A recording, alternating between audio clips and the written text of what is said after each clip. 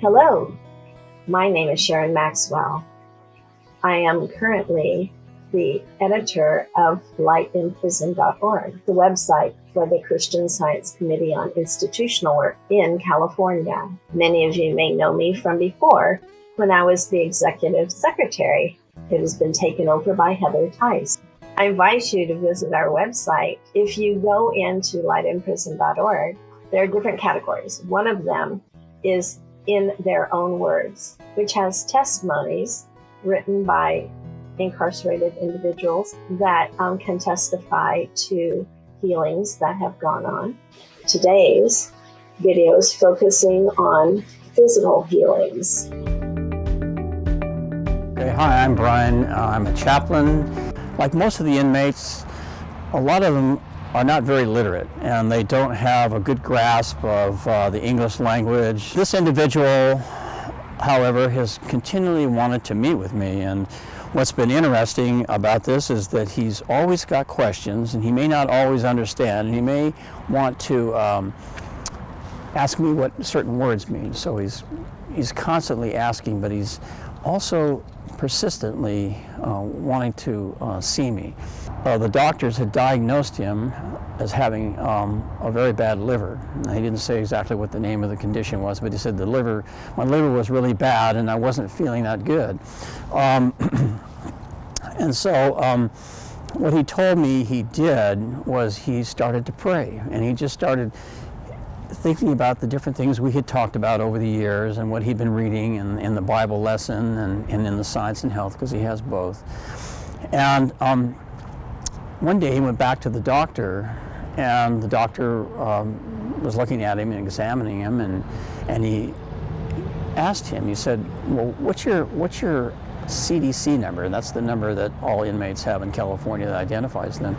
And he gave him his number, and he said, why? Well, he said, because there's nothing wrong with your liver, and I just wanted to make sure I didn't have your records messed up, and was looking at the wrong record, but you are that inmate. He said, well, and the doctor asked him, well, what did you do? He said, well, I prayed, because I knew God would heal me, and so I've been praying for this last year about it. And the doctor said, well, maybe I should start doing that. Maybe I should start praying. This inmate had been going to the doctor. They've been diagnosing him and monitoring his liver condition, and then on one of the more recent visits, he found that there was nothing wrong with his liver. I was giving a church service when one of the deputies came in and said, "Oh, we need to have you go down to the hole. One of the sergeants is going to meet you down there. I will escort you there.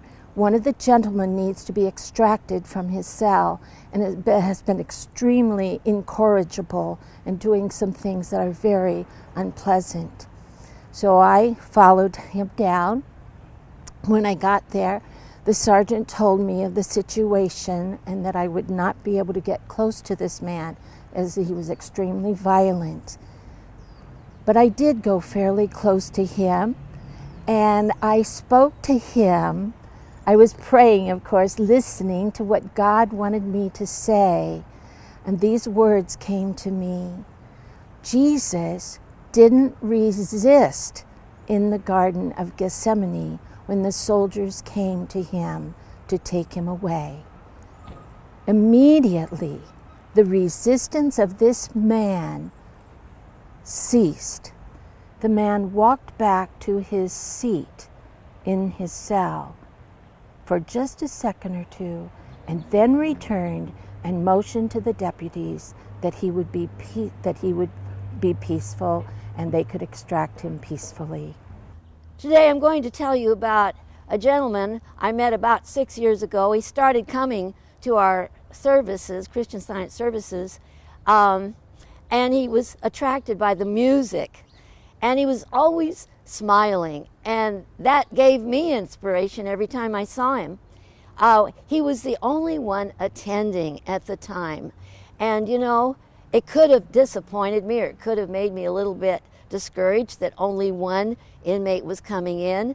But after he came in, I realized this man had great potential.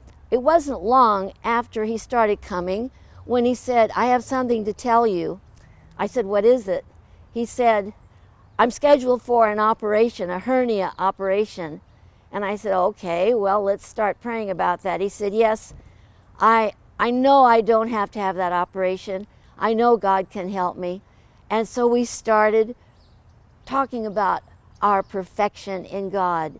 We started talking about nothing can penetrate God's allness. 2 weeks later, he informed me he was going to go in for a preliminary scheduling of his operation. And they told him, you don't need the operation. Looks like it's fine. You don't need the operation. And he said, I felt healed, and I am healed now. God healed me of the hernia. He was elated. He went home. I told him that he's going to have a wonderful future of teaching his fellow, his peers, and leading them in a path that he now follows. He found a Christian Science church in his town. He hasn't missed a Sunday. He is now bringing his grandchildren. He's bringing his friends and his family. The work of the chaplains is so important and results in healings of all sorts. Please check out our website if you've not done it yet. Please do. It's lightinprison.org.